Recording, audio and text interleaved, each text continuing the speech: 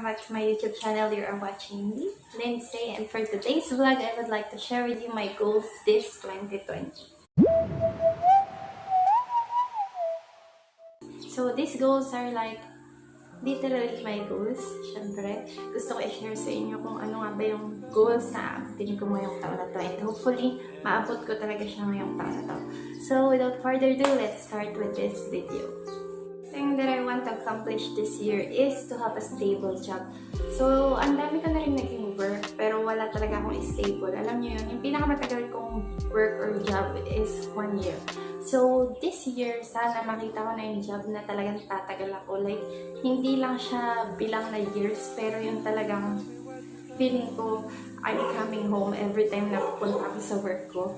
Gusto ko lang makita yung job na talagang magtatagal ako and mag-i-stay ako ng pang forever. Yun, sana makita ko na yun ngayong taon na to. The second thing is gusto ko magkaroon ng business. Sa totoo lang, ang dami-dami ko naiisip na business, guys. Iba merong gusto kong sa palengke. Alam niyo yung pwesto sa palengke na nagtitinda ka ng baboy, manok, ganun. Kasi ang laki ng kita doon, guys. And then gusto ko rin magkaroon ng computer shop. Tapos, sa computer shop, gusto ko magkaroon ng printing shop. Basta yung tungkol sa print, yung kahit ano ipapaprint nila, like t-shirts, mugs, everything. Tapos, gusto ko rin magkaroon ng Xerox machine doon. Yun talaga yung pinaka-goal ko or pinaka-gusto ko maging business. Yung com shop with Xerox, and printing shop, and everything. And then yun nga sa palengke. So, hopefully, this year, hindi man lahat yun ma-accomplish ko. Sana kahit isa lang doon magkaroon ako ng business. The third one is to have my own house or our own house kami ni Elsie kasi nagre-renta pa lang kami ngayon. Pero okay lang kasi nag-start pa lang naman kami. Hopefully this year, ewan ko, parang sobrang hirap ng goal ko na yun. Pero sana maabot ngayong taon na to. Sana talaga. The fourth is to have a healthy baby. Yun talaga yung lagi kong pinipray every night na sana healthy siyang lumabas and hindi naman sa bibo siya pero malusog siya, mataba siya, gano'n. Sana healthy siya, wala siyang sakit. Yun. Ngayong taon na to, yun yung goal ko. Kaya din nagsabi ako sa New Year's resolution ko na mag-i-eat na ako ng healthy foods para sa kanya rin yun. Goal that I have is to have a car. Pangarap talaga namin ni Elsie na magkaroon ng car and hopefully this year na yon. Sana naman. Parang ang hirap nung car sa house pero tingnan natin. Malay nyo naman. Malay nyo matawad pero feeling ko yung car medyo madali naman siya.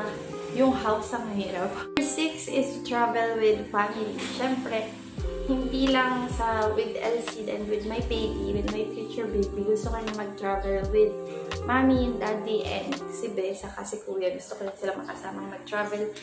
And hopefully this year, makalimang travels kami. Hindi man malayo, pero outside Bataan. Yun talaga yung goal ko. Sana ngayong taon na to is may travel ko sila or makasama ko sila sa travel.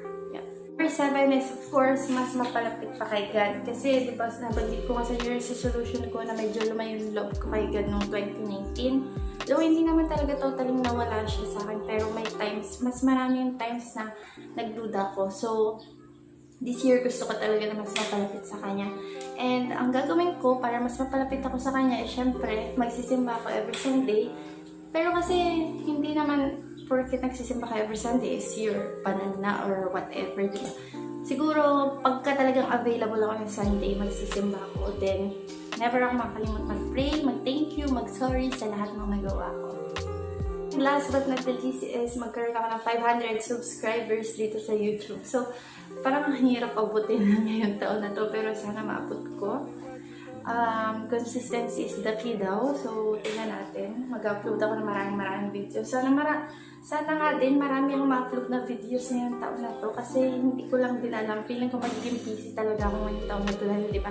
I will give birth nga sa baby. Pero sana hindi matapos dun yung pag-vlog ko. And sana this year magkaroon na tayo ng 500 subscribers. And guys, yung 8 goals ko this 2020. Hopefully may matupad doon. Wala akong paki kahit isa lang, dalawa, tatlo, or whatever. Ang importante may matupad kahit pa paano, di ba? So, yun lang guys. If you like this video, please give it a thumbs up and comment down below dun sa mga goals nyo rin na nakaka-relate kayo sa akin. Kung isa nakaka-relate kayo, comment nyo lang sa baba and tell me your stories, tell me everything. Yun lang guys. Don't forget to subscribe down below.